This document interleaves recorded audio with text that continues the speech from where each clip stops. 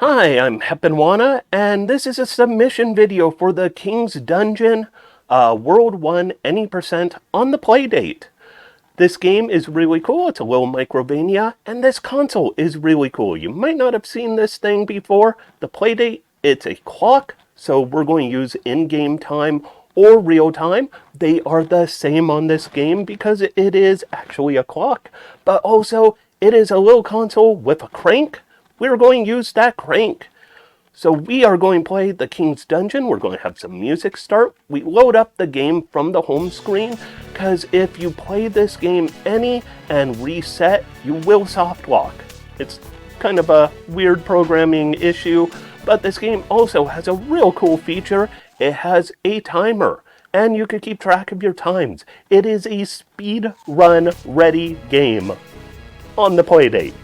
What more can you ask for, except for also it's a Metroidvania. So time is going to start as soon as I count it down and click the A button. So time will begin in 3, 2, 1, go! Alright, so in this game, you're this little guy. You were thrown into a dungeon. Why were you thrown into a dungeon? Because you stole the royal cheese. You are a cheese pilferer, a cheese thief.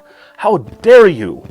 You'll also notice as I play through this some real cool things. One, my coyote jumping. If you know coyote jumping, it's when you run off a ledge and for the first pixel or two, you can jump. You get a couple frames of leeway, and it gives, a little bit of comfort to people who are playing a game especially casually where jumping mechanics can be tricky. But on this game, you could jump anytime you fall off a ledge. As soon as you fall off a ledge, by the way, that is our first power-up, the gloves, which let us grab ledges that look like chains, or grab walls that look like chains, so like this here, and we could jump on them, or we can also climb them. It's very important to choose whether you're dedicating to jumping on them or climbing them, because this game has some tricky controls and they can be punishing. So coyote jumps, back to those, my friends. So the coyote jumps in this game, as soon as you touch the floor, you charge a jump.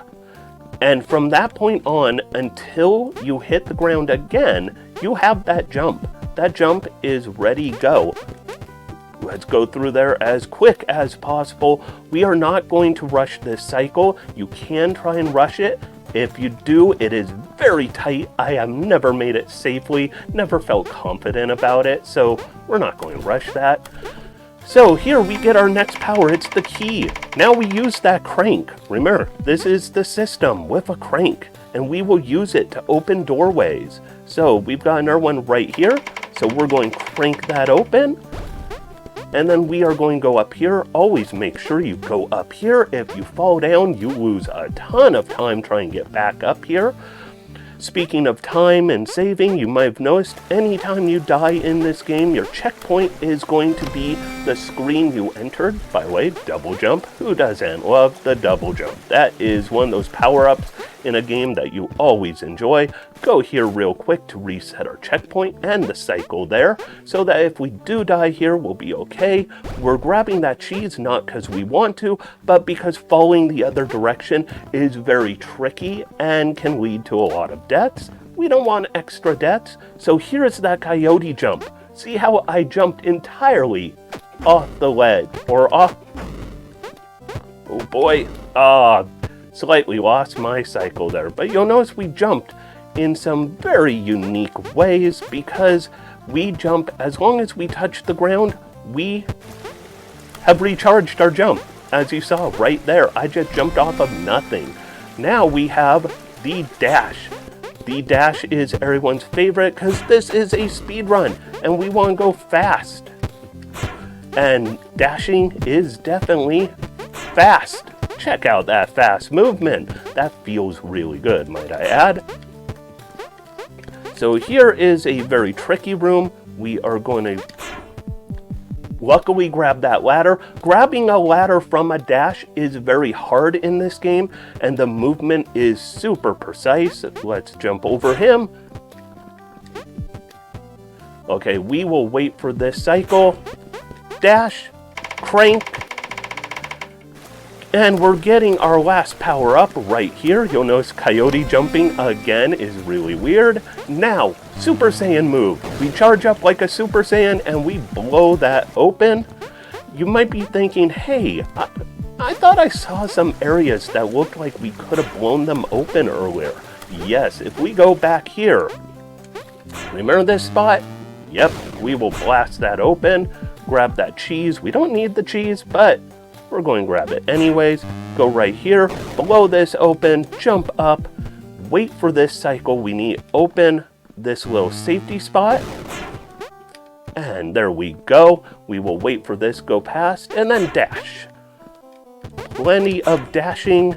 Dashing is good. You might say we're a dashing young hero. Almost fell to my death there. We'll just fall to our death. We want to wait for the right ball to be going down, but we want to move a little closer to the top like that. And now we are almost at time. I rushed that. That was greed, my friends. That was also not ideal. Like I said, this is a submission video. It's not going to be perfect, but this is what you could possibly expect during a run.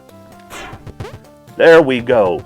This is very tricky. It might look simple, but it is far from it. There's the king. We will talk to him. And as soon as we're done talking to him, it'll be time. So time is coming up in about 10 seconds. Let's see how quick we could get through this.